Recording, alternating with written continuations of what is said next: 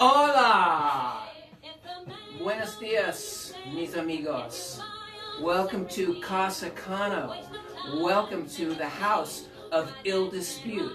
Shortly, we're going to have the master of the house himself, the master of the most disputatious arguments in the Western Hemisphere, show up in this seat after he washes that man right out of his hair. We got some fabulous show tunes this morning for you. We are wired. We are tired. It was such a long night for all the candidates.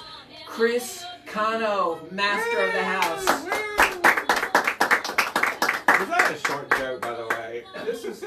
You slid that right in. What joke? Shortly. You'll be sitting right here. These show tunes are just incredible this morning. Actually, I love it. Yeah. I miss you, Ruth. Yes. This is from South Pacific. This is a fantastic musical, Oscar Hammerstein. I thought this was a commercial for shampoo. Didn't they use this for a commercial? It can be. This is why we need to nice, pass wouldn't the arts tax to educate people like Chris about the great Broadway musical tradition, so he doesn't mistake these kinds of songs for commercials. No, he mixes a lot of names. Yeah. Thank you, Frank and Sally. Welcome to Coffee and Dulce. We do have show tune music today because we just felt so pretty today. Okay. I feel pretty. So pretty. So we are in a coffeeed up mode today. We want to thank everyone for joining us. Let's stop the electronics. Alexa, stop. Alexa, stop. Good job. Welcome. Today's Alexa, go into the second act. Today is November the 6th. It's the day after the local elections, and we had several upsets around the country that we're going to be talking about briefly. But the most important one, I think, was the art sales tax referendum failed. Overwhelmingly, we've been talking about that for the last couple of weeks. I'll start that up for you. Okay. We've been talking about that over the last couple of weeks, and we're going to talk about that here. We have Cade Lee with us, who was one of the persons who was speaking out against the sales tax, and maybe he can give us his insight as well. Matthew Ridenhour, I spoke with him. Congratulations. He's going to be back on our show in the next couple of weeks. He couldn't make it today. So lots to talk about. So let's go around and introduce yourself so we can share the show. And I'll start that up for you so you can check the people watching and all that kind of stuff. So you're playing Ruth today. So we're going to start on her right because I'm not nearly as cute. Because she's always right. Yes. Hi, good morning, Jenny James again. I have my buttons on today. Of course, Tira Long. And my national organization button as well. I am a board member of that organization. In fact, we have our state conference, which we'll talk about later on at the end, where I'll be at. So, yeah, it's here this month. It's actually this weekend. Oh, it's this weekend. It's wow. Friday night. We have a little get together, a little soiree to kick it off, and then all day Saturday. So it's from Saturday morning till mid afternoon. We have several fabulous presenters. It's going to be very diverse, very people from all over the state that are coming in, plus anybody who wants to come. I mean, like it's open to the public. We have community activists, everything from environmental to women's rights to the gender pay gap discussions, all kinds of stuff that maybe will get you more connected with our community. I mean, that's the whole purpose of our organization is for community and activism and, to keep this community going. I mean, you got to know who your neighbors are. Sure. Excellent. My name is Jeff Scott. I am man about town. Tired and wired. I'm tired and wired. Thank you. That's just the introduction. I will keep mine brief and move on. Okay. To Is that He just like dropped it right on Cade. Yeah. Oh, that was definitely a stab. He's been stabbing me all morning, and not in a good way. So I'm Cade Lee. I'm a community activist, a student at UNC Charlotte, and a candidate for District 3 County Commissioner for 2020. Excellent. Anybody want to talk about a button? If you had a button, you talk about your I button. talked about my buttons. I forgot a button. I got my button. This is the Libertarian Torch, because I'm the chair of the local Libertarian Party and a previous Libertarian Party candidate. And there were a couple of Libertarian Party victories in the election last night. There was a district attorney, a Libertarian district attorney, won a three-way race between a Republican and a Democrat, and got the most votes, like 38%. Oh wow! I can't remember the name of the city. I'm going to have to look it up, or maybe someone could provide that information. But there were a couple of victories last night for us. Excellent. Oh, good morning, Philip, Cano. Yeah, good Good morning. morning. Kate, if you had a button. Oh, I'm sorry. He had a really No, funny. He had a really funny remark too. He said that you look like the British Prime Minister in that wig. Thank you, Philip. For a little Bojo. comic relief. Bojo. Whoa! the English Trump. Kate, if you had a button, what would your button? More mojo with Bojo. I'd wear my mom's demand today. Yeah, So yeah, we that's had good. we had some great victories in Virginia. So That's Yeah, right. That was big. Mhm. That was really big. So I'm Christian Cano, one of your co-hosts with Jeff and Ruth, and unfortunately Ruth is not able to make us today. Once again, she's a new grandmother, so hello, I hope she's watching us. Tara Long is not able to make us today, and Barbara is not able to make us, so make it with us today. slacking. So we want to go ahead and salute to Coffee and Pandusi. Our Pandusi today is American once again. It is pumpkin bagels, That's very American. cinnamon bread, and muffins. English muffins. I English guess? muffins. That's right. That's Very very American. very Yes. American. So it's very ethnic. What do they call? What do they call it? The English muffins in England? Bread. Crumpets. Crumpets? Excuse me, sir. Can I have some crumpets? Please help yourself. I know they call cookies know biscuits. biscuits. That's what they call their. That's a good. That's what they There's call a their good dates. reason we had a revolution and That's right. From kicked the, off the yoke. because of the food. Yeah. Yeah. But actually, the bread's quite good compared to ours. So. Well, all right. So we're going to talk about a couple things today. We're going to talk about last night's local election, also the elections around the country. We also want to talk about Medic, which once again there are people signing up for county commission to speak tonight. And This thing's just going to drag on and on and on, right? This medic thing. until they make a decision. Yeah. Hopefully Until we now that replace this our county commissioners. now that this tax thing is over, now maybe they can focus on other things other than just spending all this time trying to get this tax thing passed. So let's talk. Let's salute to Coffee and Pandusi. So, Salute. Ching, ching, ching. Ching. Grab yourself some food. If you could hand me an English muffin or something, I'm would like to bake something. Yeah, please help yourself. Pumpkin flavor. Cream cheese. We're about to wonderful find stuff. out. I know, right? All right, so let's get right into the show. Last night's elections. last night's election. Anybody want to say anything before we We're talk not about got a the numbers? mouthful. You know, Well, should we yes. talk about? First of all, let me say that I did not look at all of the returns, so I'm learning as we go. You're like the I did track. election- I did track the some of the national news this morning, so I know that Virginia finally went all blue, which serves them right. A bunch of government workers live in Virginia. So congratulations, Virginia. but- Wise choice. and the Libertarian Party spoiled the governor race in Kentucky by getting 5,000 votes, which there was only 800. That's about how much. Yeah. That's how much you. That's Yes. what you do. That's right. That's what I did in the congressional race in 2018 between Harris and McCready. I got 5,000 votes, and there was only a 900 vote difference between them.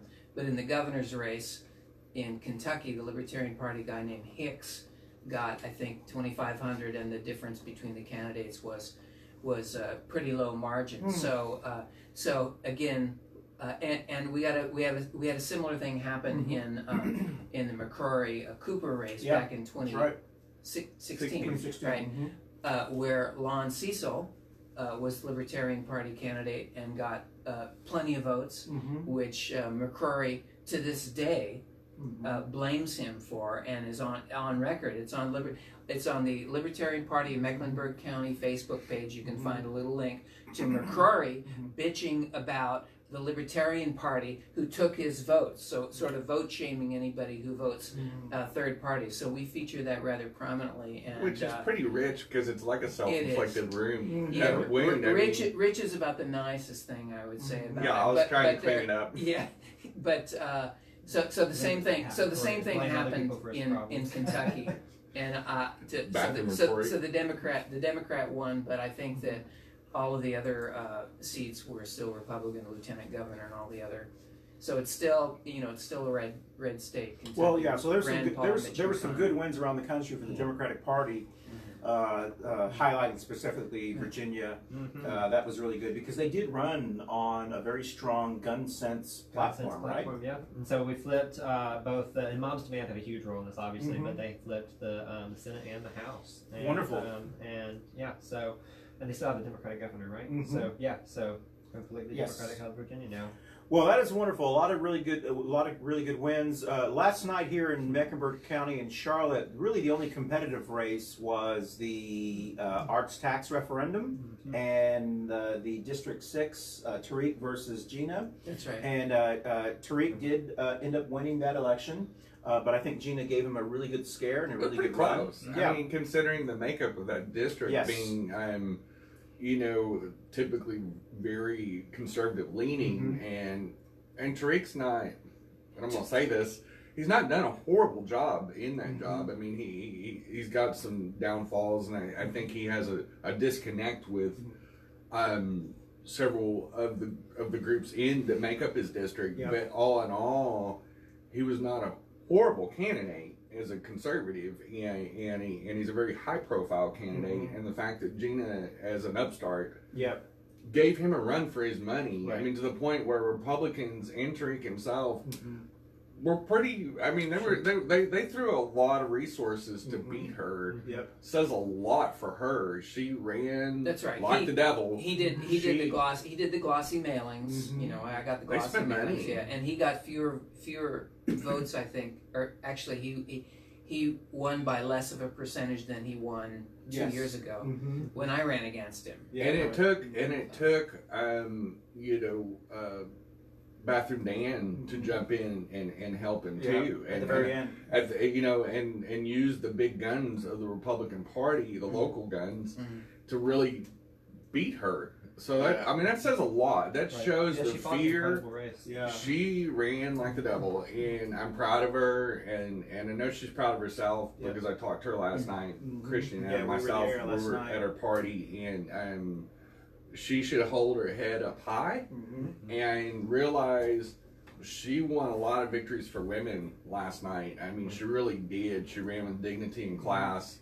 And I want to do a shout out to her because she really did she an really is incredible an job. amazing human. Jenny, does anyone, I'm beating a dead horse over the head or whatever the term is, but does anyone, you mentioned that Dan Bishop was supporting Tariq, making sure at the very last, kind of like doing the Trump coming in and telling people to come out and vote for Tariq. He lives in that district. The Democratic nominee, Dan McCready, also lived in that district. Right. Why didn't he help? No, I don't Who? think McCready lives in District 6. He lives really. Yeah, he does. I got a map. I actually have a map of District 6 in my car. But and so I'm just curious why he didn't try to use his leverage of his recent election to help her to try to raise money for her. Well, yeah, but she helped him. Well, I mean, there could be two school of thoughts. One, the fact that he lost. I mean, there may not be an uptick. I mean, it'd be kind of like Hillary endorsing congressional candidates this next cycle. Okay, so I mean, that's right. So there is not to put too fine of a point on it. One thing I've noticed about the Republicans. But I do understand what you're saying. Yeah. One thing I've noticed about the Republicans is that they do rally the base. Yes. So they get out, and technically, I used to call him Tariq too. I thought it was two syllables, but he pronounces it Tark. Tark. Tark. Oh, like really? it's basically Tark. just think of it as one syllable. Like Tark. Yeah. So anyway, now that we fixed that problem, Yeah. I mean, so the thing Thanks about for the hooked on phonics lesson. Yes. Hooked on phonics worked for me. I've been in this high school for 6 years. Well, I think anyway, the point is that they rally their base. So, the fact that some Democrat who ran in some race at some point is not reaching out to a local candidate and not supporting them, and they're not all rallying around and sending out the mailers and stuff like that, shouldn't be that much of a surprise. Well, Right. yeah, And but I think, Okay. But also, I think too, the Democrats, especially the power brokers in this part of the state, have done a woeful job of supporting each other. You see a lot of too much infighting and too much just not rallying behind candidates. Okay, so that's a double. To me, that's a double-edged sword, right? So in the case of the Republicans, right, and in the case of particularly of Matt Ridenour, and if he comes in the next few weeks and comes on the show, maybe this is something we can talk to him about, because he was viewed as the sort of small L, liberty Republican, right? And some of his supporters reached out to me thinking, maybe the Libertarian Party could help him a little bit in his primary race, because he was getting, endorsements from Rand Paul and stuff.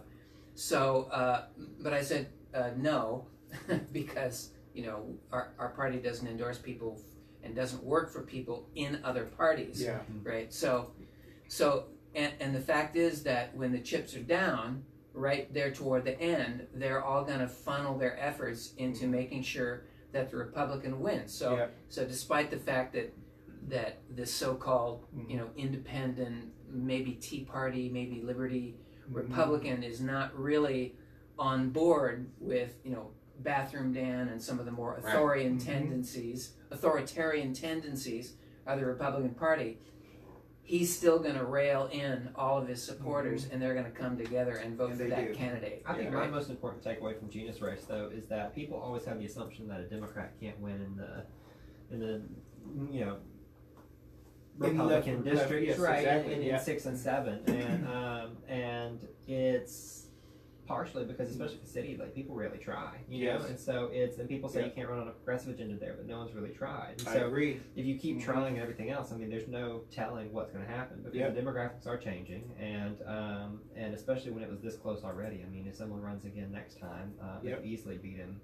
I agree, and I guess that's what I'm saying is, can you imagine if Dan McCready had gotten behind Gina, if the county party chairperson had gotten behind, if the mayor had gotten behind her, if the governor had thrown in a good word? Can you imagine with all of that power, we may have had other people who were excited and come out to vote.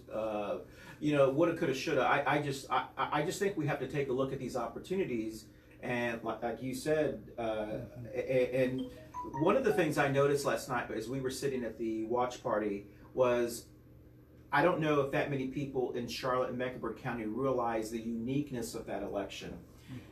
That is the whitest district, the wealthiest district, probably the most Republican district in Charlotte, the only really last Republican district in Charlotte. Our district here in 7 is becoming very purple, very mixture. Well, wait a second. Let's be clear on the districts, because we are in We're District 6.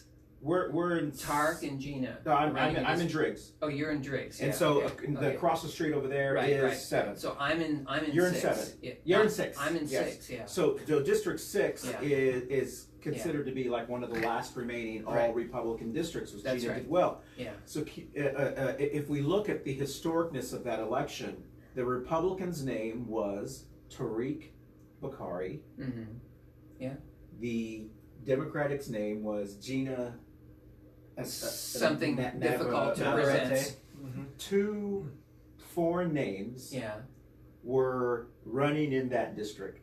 That is how much Charlotte has changed. Yeah. That is incredible. That is worth noting, and Tark is a a very young Republican, a very vibrant candidate, and I think he resonates with a lot of the suit and inside the Beltway type crowd.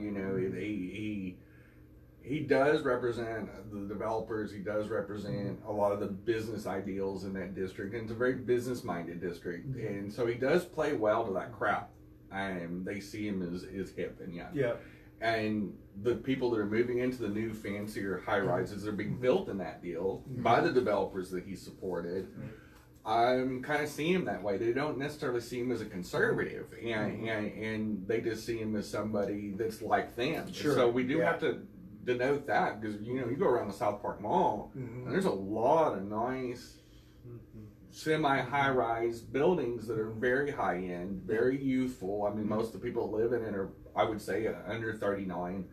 And so when you take that account, you see that the sands underneath our feet shifting in Charlotte in general, and you can see some of the blue wave, but some of the people that are also embracing technology, new ideas, that sort of thing, on both sides of the aisle. And I think both parties, for them to survive in the next, from 2020 to 2040 in this city, they're going to have to embrace technology. They're going to have to embrace change at a more rapid pace and not be as stuck in the mud. And I think the newer generation politicians, like Kate, for example, like Tira, that are young, vibrant candidates, they're going to have to be aware of that, because as the millennial generation becomes the dominant voting bloc, which it's not right now, that's going to change races. Well, they are the dominant voting bloc. They're just not voting. Well, that's what I mean. Yeah, I mean, yeah. the baby boomers are still the dominant voting bloc. The millennial generation is bigger than them now. Yeah, but the millennials have got to get, and I think that's going to be a great target audience for any candidate, especially next year. And I think in 2020, the candidates that energize that base and do the Obama rally, because if you look at Obama when he won in 2008, he got a lot of college students to vote for him. To the point, there was a question, I think Lynn, who's watching us, she wanted to know if we had seen the turnouts in Virginia. I did not read that link. Thank you, Lynn, but I'm sure. And it said the youth turnout in Virginia. Yeah, the youth turnout in Virginia was 300%. Yeah, that is incredible. But just to kind of go over, Mayor Lyles obviously won at 77%. That's actually the lowest percentage of an incumbent. David Rice, Republican, got 23%. There were 414 write-ins. Now, he wasn't supported by his own party, was he? No, he wasn't. So he actually did pretty good for not being supported by his party. On the city council at large, the highest vote getter was Julie Eisel. Came in second was Braxton. Congratulations, Braxton. Smuggy came in third, and then Dimple came in fourth. So congratulations for them as well. Larkin won easily. 250 people wrote in on him. Malcolm Graham, congratulations. Only 15 people wrote in. I always like to look at the write-ins, because that's like almost like protest votes if you don't have anyone running against you. That's what I did for mayor. No, I got a text from somebody saying they wrote my name in for something. And we got two comments that haven't or three actually now. Ruth, of course, Grandma Ruth, it said yay Virginia. Mama Ruth, love you, mucho love. And Lynn had two comments. One, we need a mix of development to consider empty nest seniors, college grads, and workers who make moderate salaries, and I'd say moderate to low income salaries and struggling. And then she said that talking about the Virginia thing, it was a tweet from the Sunrise Movement. So if you're going to research it later on, that's where it came from. Excellent. Thank you, Lynn. Ed Driggs had the most write-in votes. Almost 700 people wrote in someone else's name against Ed Driggs, which I think shows the vulnerability of Ed Driggs over a Democrat. 700 votes.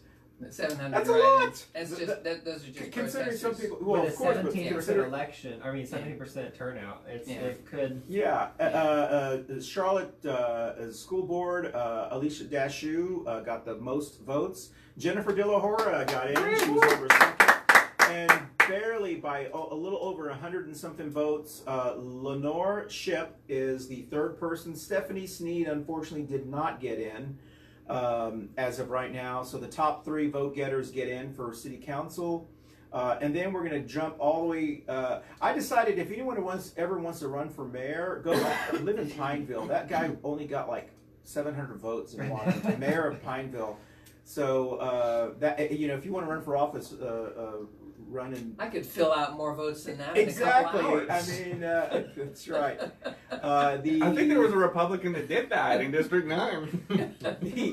All right. Pickup service. Mecklenburg County sales and use tax. That vote. Overwhelmingly, 69,443 were against it. 51,447 were for it. It overwhelmingly got defeated. So let's talk very briefly about that. That is David slaying Goliath. That is a huge huge loss for a group that spent over $1 million. Yeah. We're paying people $20 an hour to work at the polls. Yeah. That is, anybody want to? Yep.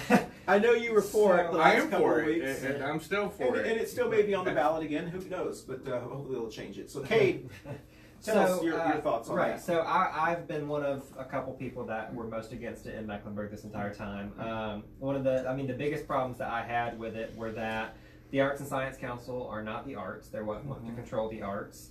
The Greenways funding is actually one of the only things that I did agree with the tax. However, it was said multiple times by multiple commissioners that because, it's not dedicated funding, so we might put it towards programming and events in the parks rather than land acquisition, even though we're about 200 miles behind our goal. And so 200 miles? 200 miles behind our goal for Greenway goals. Square miles. We've been at 50 miles of Greenway since 1980. Greenway. Okay. And so the fact that they want to put it towards events, personally, I couldn't care less about the events if we have no greenways to have them on. Yeah. And if we want to support our nonprofits like we claim we do, let them have the events and we spend focus. But anyway, so the greenway was that money was reasonable, but then the education funding was 16%, and it was going to be about $8 million for the first year they estimated. And if you want to spread it equitably across all of CMS, that's nothing. That's about $50,000 for each CMS school. And so after let's say that you say screw benefits, don't even give them benefits. No dental plan, let their teeth rot out. You get one TA or two TAs, but you can't have the school psychologist like they say. You don't have the money then for teacher supplements. And so they were trying to kind of defraud the public into thinking that, it's actually going towards all this stuff, when in reality, if we want it to be equitable and go to all of these schools and all of these topics, that it's really not going to affect and make any actual difference. And the primary recipient was obviously going to be the restructured Arts and Science Council. Yeah. And so, and I do think it is. I was very confident that it was going to fail, and I'm proud to be part of that effort to make sure that it failed, because ultimately, I mean, the county needs a family justice center to protect domestic and family violence survivors. We need the Greenway expansion, like I said, is reasonable, but we do need funding for education. Sure. We also, affordable housing is an issue, violence, all of these things. And so if we're not going to actually, I've never met, and Pat Cosm has said this as well, we've never met homeless people or people in need or people who are struggling, working 2 to 3 jobs, and say, you know what, I need the Arts and Science Council. Yes. And so ultimately, most of Mecklenburg obviously didn't feel that this was a priority, and I'm glad that that's how it went. I do think that it's absurd that they raised over $1 million from organizations like the Panthers and Bank of America and the Foundation for the Carolinas, and yet they say the Arts and Science Council can't raise their money. Yeah, exactly. So if they obviously can do the fundraising, and they could have put all of that towards the Arts and Science Council that's apparently struggling so much, and if they continue that on for even longer than they were, then obviously they can make up that money that they've been missing very easily. But they want to lock in to $22.5 million a year of public funding. And I mean, I obviously am a lot younger than most of the people here, but if I think that was an ageism joke. That was a crack. But I know that you guys obviously remember Cut his mic off. Angels in America and what happens when things are controlled by the government, and what happens when art is publicly funded. So I think that it's really a risky bet to take, especially being a non-binding sales tax. And so there was a lot. That is the last point I want to make, is that there's been a lot of complaints from Susan Hardin and Darrell Williams, the two kind of spearheaders of the campaign, that the ballot language was perfectly fair and perfectly clear, because it's a non-binding. They can put it wherever they wanted. There was definitely this is one of the few times in Charlotte Mecklenburg that it was people from all lives, all political spectrums were against this. Who would have thought I would have been on the same page as Dan Bishop? I mean, Dan Bishop was against it, even though he really just got against it yesterday. Right. But those of us who were concerned about it, I was sharing those concerns as well. But I think most of the concerns I was sharing is, and we talk about this a lot, we all care about arts. I just wanted to know exactly where it was going. Right. And as far as parks and recreation, I would rather have seen that money, with the flyers that said it's going to keep kids off the street. Well, then let's do recreation centers. Let's do those kind of things. So on that though, I really did not appreciate the way that Daryl Williams framed that all the time. Is that, well, if you don't have the Arts and Science Council programs, the kids are just getting into trouble. Those ratty brown and black kids. And I think assuming that he's right that the kids are getting into trouble because they don't have enough programs, maybe that's because mom and dad are having to work 3 jobs because it's so expensive to live in Charlotte. And maybe it's because they don't have the affordable housing that they need, or the living wages that they need, or anything. And so if we want to fix the problems of people not being able to parent their kids, let them parent. Let them have a living wage. Let them have housing that they can actually afford. Do all these things, but don't give $22.5 million to the Arts and Science Council and assume that it's actually going to benefit everybody equitably in the community. Well, as somebody that was for it, I had concerns about. Oh, now you have concerns. No. Well, thank you. Let me talk. I still was for it. I'm still sad that it didn't get voted in. Right. And as somebody that was supportive of it, I will say from the team that was supportive of it, I think how we handled it and how the lack of transparency, the lack of a business plan, the lack of razor sharp focus, the fact that we went to the max ability to tax, like the 25 cents was the cap. Yep. And I think if we'd have done a 5 cent and just focused it on one subject and then had a business plan, because one thing I'm going to correct you on is that state law does not allow them to designate that. So you can't put it on the ballot and say it has to go to this. So it has to be worded that way. Susan Martin was complaining that it wasn't, that she couldn't put it on that way. Well, because she can't. It's state law. It's state assembly. Legally, you can't dedicate those funds. Correct. You cannot, and so it wouldn't be fair to be able to say. And I think this is where the voter and the general public has to be more of a watchdog to do things, address things like medic and things of that nature, which we're going to get into as well. Right. And I do think on the government side, on the public sector side, we need more transparency in this city and county, and that's everybody's responsibility. Conservative, liberal, moderate, whomever, and I think we do lack a lot of transparency. If you look at the BOCC's budget, it's some murky waters, and there's no oversight with BOCC right now. They are not. Board of County Commissioners. Yeah, the Board of County Commissioners. They are really lacking. In the city as well. They're cutting checks to developers that have not kept up to their end of the bargain for livable housing, and there's so many things that we can do that other cities have done. So many coordinating things, and I will correct you on one more thing. Arts initiatives in cities where they've done it successful, i.e. Austin, Texas, San Antonio, Texas, Minneapolis, we did a fabulous job with a mix of public and private money. And we used, in San Antonio, for example, we used the hotel motel tax for arts, development, conventions, the such. And it's why we are the Orlando or Vegas of Texas, and we get 22 to 24 million visitors that's a year. how it should be approached next time. Did you want to say something about the... Well, but you gotta, I wanted to say one more thing, but you gotta have a plan. So my detraction on that is that there wasn't a cohesive, understandable path to where this money was going, and I can see why people voted no against it, because if you hand me a business plan as a financier, which the public is the financier, and say, here's a few words and a couple pictures, and that's it. That's your whole plan. You can't go on anywhere and see in a website where they planned all this out and what stages. That's again, you're thinking slush fund. You're thinking politician slush fund. It seems like and I don't disagree with your last point, and I also agree with your last point. I don't like governments being in charge of art and doling out money. And if as an art patron, as an art patron, that's interesting to hear. Yes. Yeah. So and partly because I believe it's kind of a race to the bottom. You know, it's just it inspires a lot of mediocrity, and then it is also a bit of a slush fund. They're giving out to their friends now.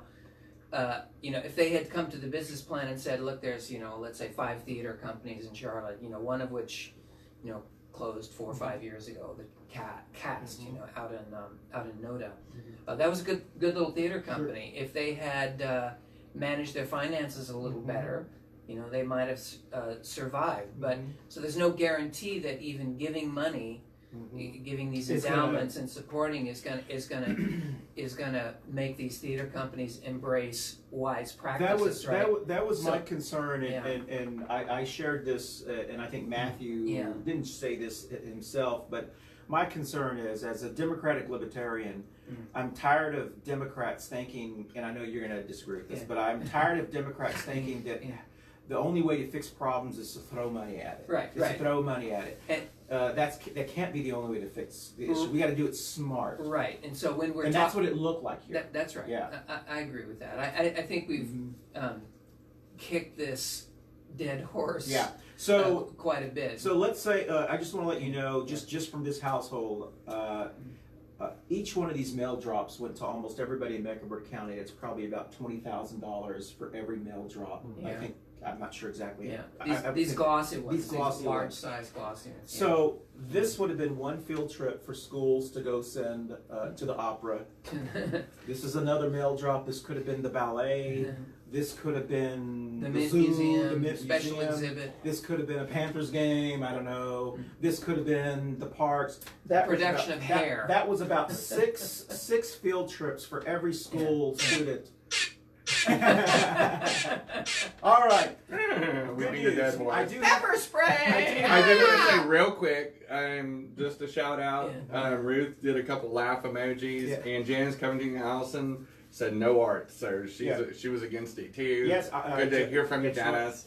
But having said that, the Christmas season's coming up, and the Nutcracker, is a big fundraising operation because it's a very popular show.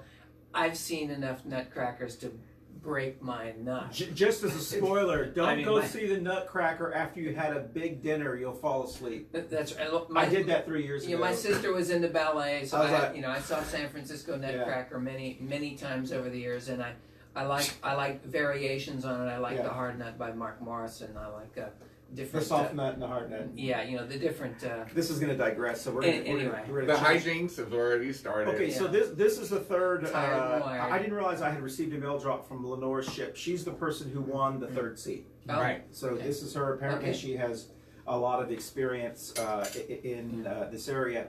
Let's talk about MEDIC very briefly. MEDIC is still a hot topic at the County Commission. For those who aren't familiar with that, it is the effort by MEDIC, which is a quasi-government entity run by a coalition of hospitals, Atrium and Novant Health.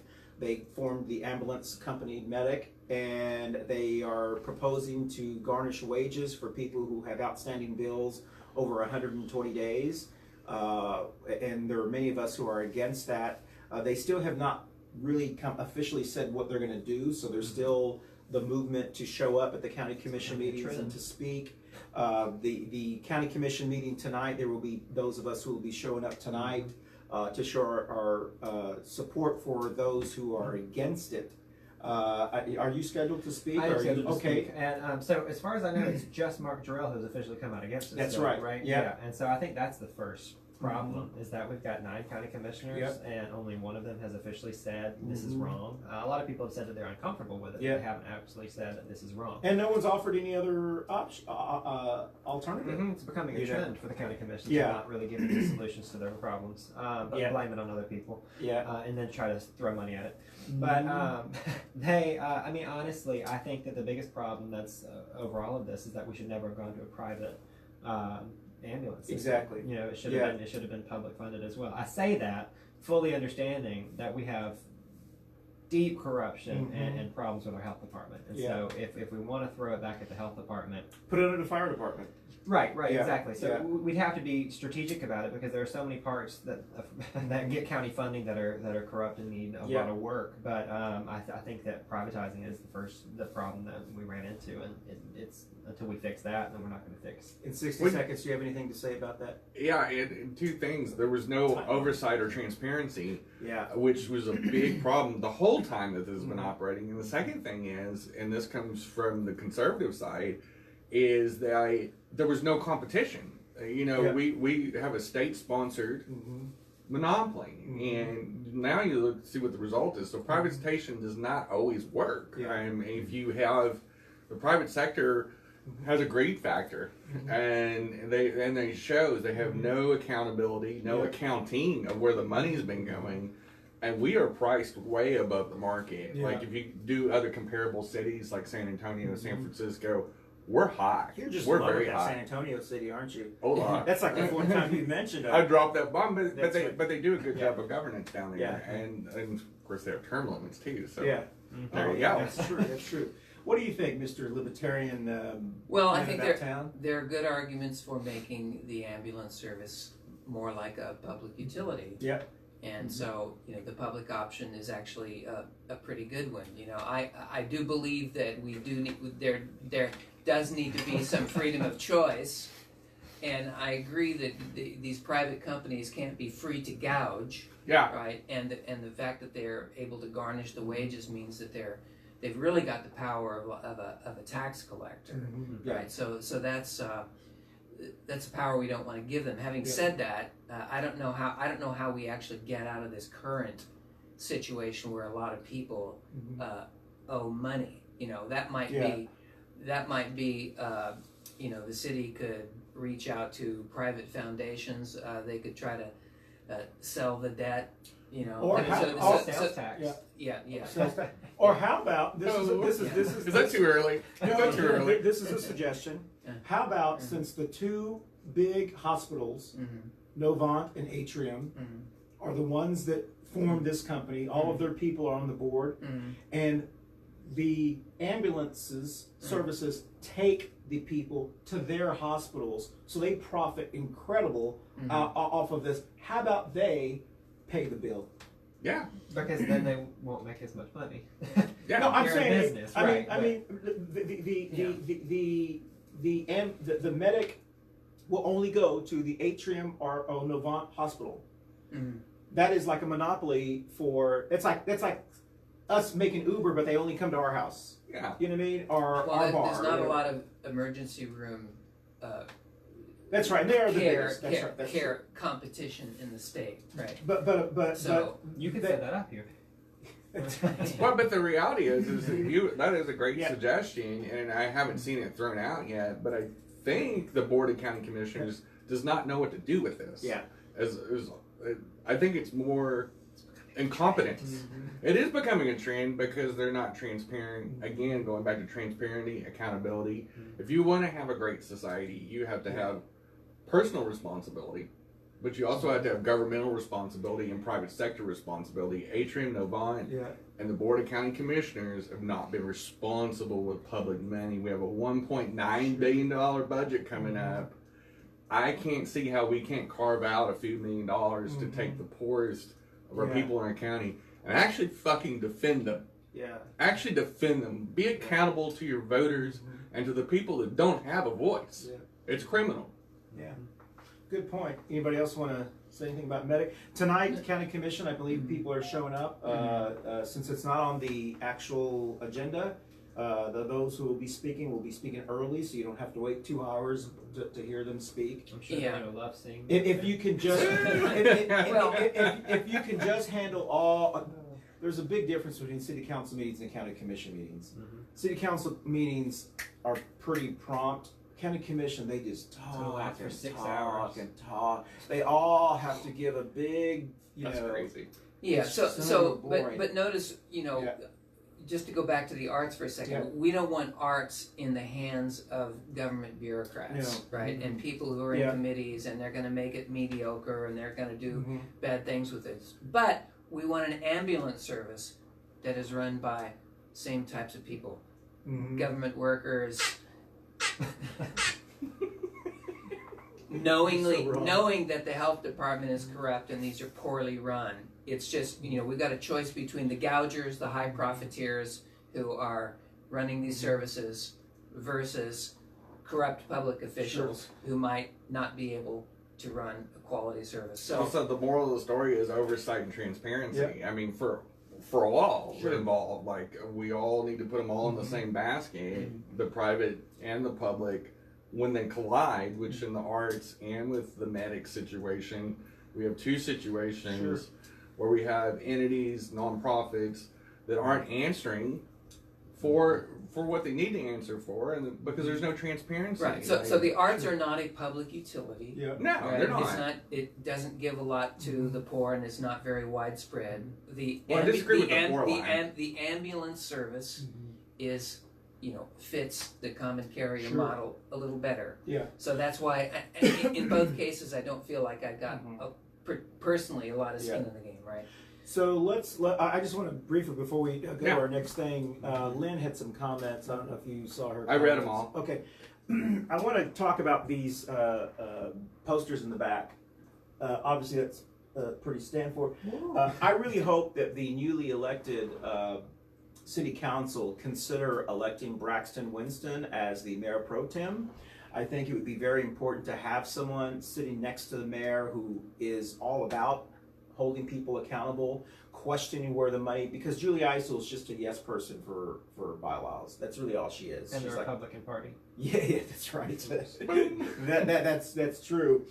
So I do hope that people I consider did not Braxton. say that. That's right. So I hope that You might need to scoot down a that little the city bit. council consider that as well.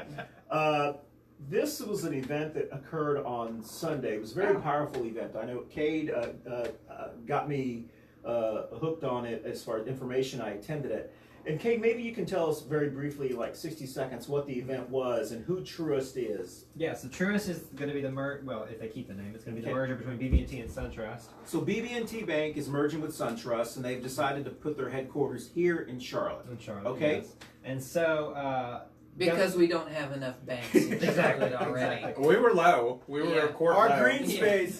So I couldn't find any. right. The organization Guns Down America, the National Gun Violence Prevention Organization, their focus for the past couple of years has been on the banks. Is saying, well, if the NRA and the gun lobby and the gun industry, if you say no, we're not going to give you loans, we're not going to do business with you, then eventually they end up running out of money or putting the pressure on Congress themselves to say, hey, how can we work with everybody to make sure that everyone's safe and we can still do business?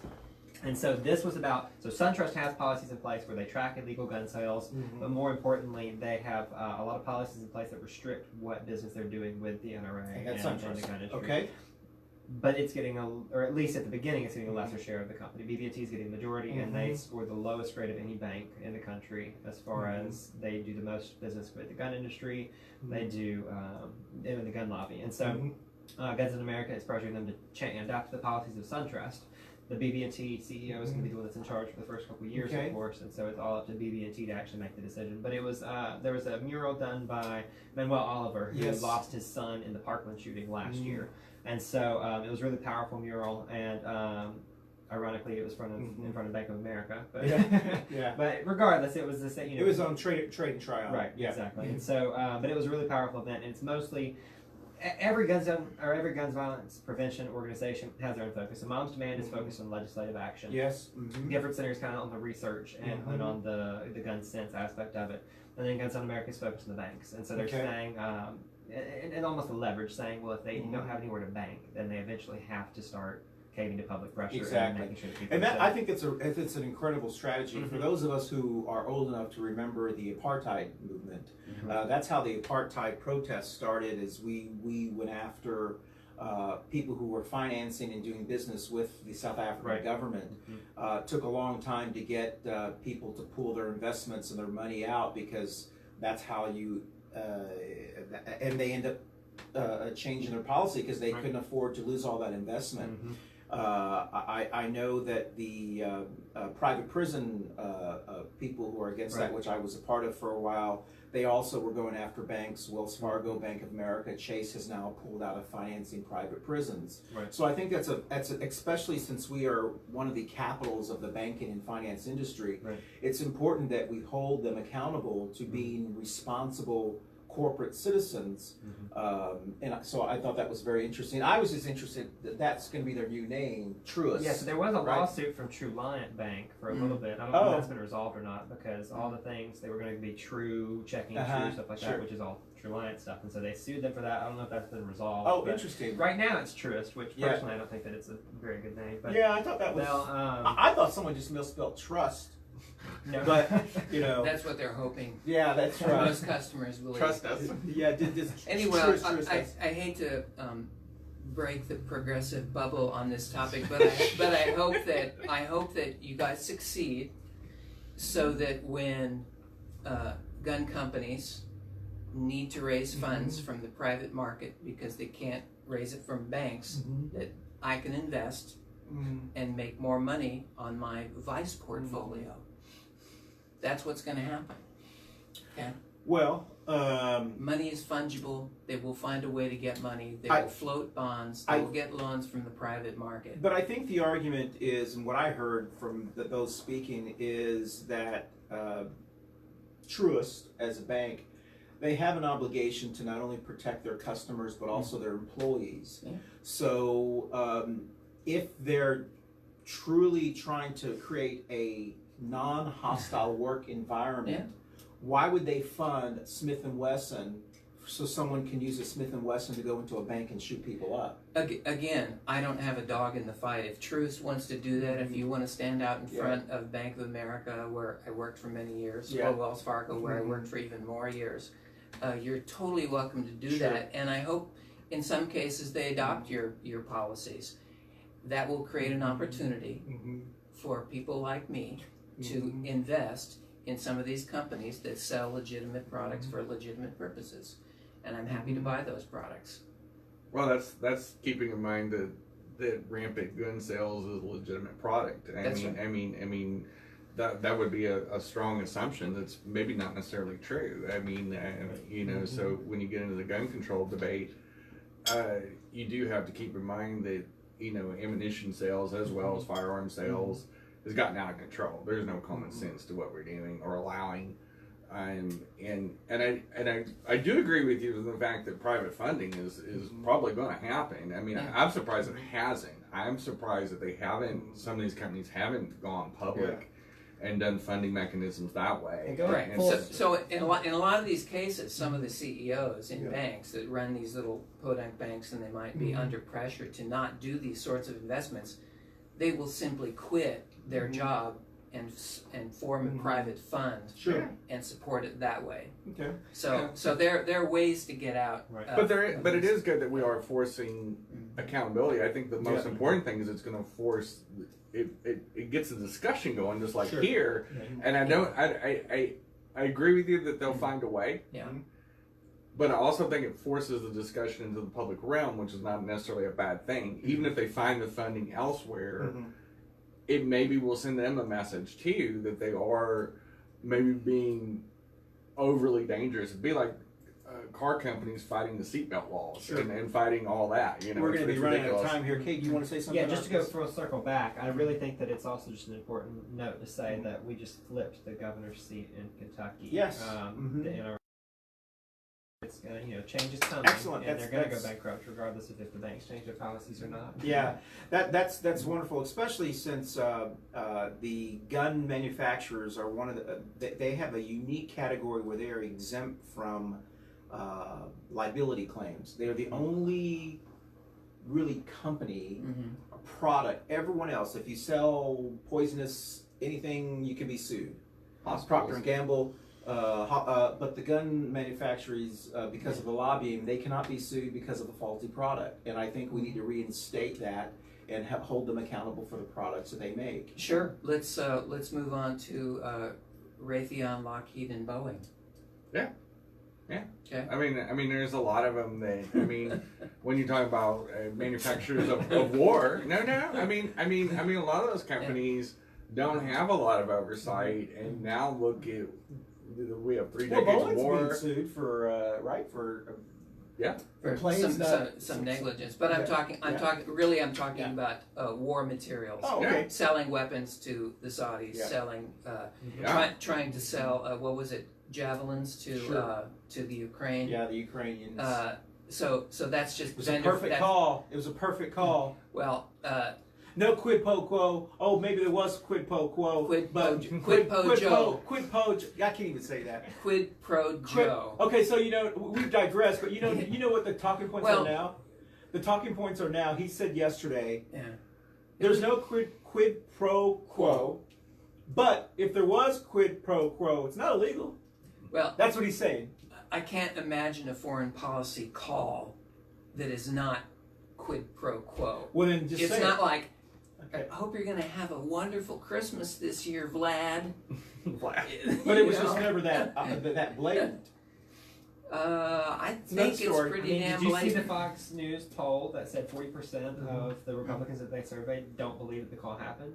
He's the one that released the Yeah, transcript. yeah. They're fearless They're in leader. denial. Yeah. The orange crazy in the It's- White House, it's and they don't. crazy. And 40% of them just say, it didn't Well, happen. Speaking of fearless denial, Excuse me. craziness, I do want to give a shout out in a concern to a candidate who is running for state Senate, U.S. Senate here in North Carolina. There's several people running on the Democratic side. Erica Smith is one of them. Trevor Fuller, our county commissioner, is running for Senate. I think there's another person. Has he raised money, Trevor Fuller? Not a lot. I think only about 50,000. Yeah, about 50,000. And then, Well, and Jim then, Morrill was asking about it. Yes. And said, And- is he even running? well, he's running, but you know, I mean, you're not really going to start raising money until you get closer to the primary. Well, his campaign manager, Andrew Fadey, Yeah. moved to San Francisco. Oh, Yeah, no one okay. knew until he Facebook. I know, posted it. yeah. Oh, By the wow. way, I'm gone now. Yeah. Wow. He's out. Yeah. Deuces. I mean, I gave him the address of my favorite bar. Oh, wow. So, Probably working for the wrong party. You're right. It was like one day and then just he's yeah, gone. it's like, but he was walking around I'll with send you Trevor a quite a postcard. bit. Yeah, So he is- I don't understand He's got several that. people on his team that are Yeah. probably volunteers and Yeah. some may be being paid or paid Yeah. later, are going to be paid later. But state I'll get to it. Erica Smith is a state senator here Yeah. in North Carolina, and Uh-huh. she's been running. Which for, district? You know? She's from the Wake County area. Okay. And she's been running. She's north. She's below Virginia border. Oh, that's right. Okay. Okay. She's over yonder. North, So- north of Over the- yonder. She's been running for a while, and the polling has shown every time they did a poll, she was beating Tillis by 6 points, sometimes Yeah. up to 8, and so forth. So she's been Yeah. doing very well polling wise. Yeah. Not only because she's a very good candidate, but Yeah. she's been doing it early. Well, Cal Cunningham, who's also a state senator, a Right. new state senator, Mhm. was going to be running for lieutenant governor. Mm, But then suddenly, out of the blue, this summer, switched to say he was going to be running for this State- seat as for well Senate. for Senate. in the Tillis. And Yeah. So now there are 2 Democrats or 3 Three. in the Senate Yes. primary. And so- Theoretically. Theoretically. very only because this sounds so familiar to what happened with my own campaign. Erica Smith had been on the phone for weekly with the Democratic Senate campaign committee. The DSCC. The DSCC. Yeah. And when they switched, they knew there was something fishy because of how he switched, and then people within our own party, our state party chairperson, our Yeah. county, our own county Yeah. chairperson, Yeah. started inviting him to speak at events, and Right. usually those happen when they're talking behind the scenes to kind of like push someone up, like Yeah. they did with McCready. Yeah. And then on Halloween, the Great Halloween Massacre, the DSCC decided to endorse Cal Cunningham. Okay. They endorsed Cal Cunningham before the primary when we were not supposed to be doing that. Yeah. And poor Erica Smith has been left out to dry. She wrote a statement Yeah. to her campaign's credit, because they knew this was going to happen. Yeah. They detailed exactly the violations of what they thought was going to happen, how it happened, how Schumer had been kind of working behind the scenes. He'd been Yeah. funneling all of his New York money to Cal Luckily it's Cunningham. unpaid. Yeah. So I think this is obviously a huge mistake. Full disclosure, Cal Cunningham is a Democracy-like white guy who was in the military, young guy. It's got that look, very Yeah. moderate type of person, does the baloney, rich policy, all that kind of stuff, Yeah. whatever. Erica Smith is an African-American woman who is has a lot of our base. We cannot win this election without African-American and younger women and younger people. And to blatantly just say, they've made a huge... It's disgusting what they're doing. Exactly. It's absolutely disgusting It is what they're terrible. doing, and it's typical, and that's why the two major parties are corrupt. And Yeah. you need to look at third-party options, including the That's Libertarians and the Greens. Yeah. Okay. His hands, his Totally. hands directed towards I'm a Libertarians- Democrat. Yes. I'm a So you need to be thinking outside of the box. Yes. It's totally disgusting what's It going is, on. it is, and I do hope that people who are in our party, whether you're a precinct chair, whether you're a delegate to the state executive committee, that you speak out. I know there are referendums that we have been passing that the DSCC and the at our state executive committee they passed, or they were about to pass, that the DCCC, the congressional committee, Right. could not interfere in Yeah. elections because of McCready. That's right. What happened with McCready. Yeah. And it got tabled by our state party chairperson because they didn't want to upset McCready and so forth. Yeah. Well, that needs to pass at the next convention, but they Yeah. also need to pass this as well because the voters should determine who. That's the exact point. So Yeah. if you're concerned about gerrymandering Yeah. because it's politicians choosing who their voters are, then you should be Yeah. more concerned about Exactly. this, because this is the establishment Yes, picking winners and losers early in the game. exactly. And it's a really bad gamble because Erica is a very viable candidate. Yes. Mhm. Is picking up a lot of nonpartisan endorsements. Is going to probably get a lot of support from a lot of women's groups Yes. just around the state. I can just tell you, I can't speak for them. Yeah. But I know a lot of my activist friends are already tracking her. She is going to get a dedicated event from ID9 Indivisible and to have her be able to speak her voice here in Charlotte. And I think what happens if she wins the primary and then you got the Democrat Party divided and you got egg on your face when you moved too early. It was a very stupid move. I assure you what's going to happen 'Cause she could win. is you're going to start having precinct chairs and people saying she doesn't have a chance to win. We need to get behind I Cal. know. You know that vote shaming. The whisper don't campaign. waste your vote. The don't vote waste shaming whisper campaign. I That's think- the worst part. We need to have her on the show. Yeah. Yeah. This is your Yeah. invitation, Erica. Yes. If you're anybody you know And is watching I do this. follow her, and she follows So- me. We have spoken to each other, especially after this event happened. We spoke privately. And If you my can't heart come to goes out Charlotte, her. Maybe we can meet halfway. Yeah, we'll meet you We'll- at some event. DVDs or Yeah. Anyway, so Roadshow. please, I encourage people to follow her. If you support Cal Cunningham, that's wonderful, but he's not polling well. So you can't have it both ways. You can't say he has a better chance, but he's not polling well. She's polling well. So the difference, I think, there's a big difference between what happened with me and what happened with her.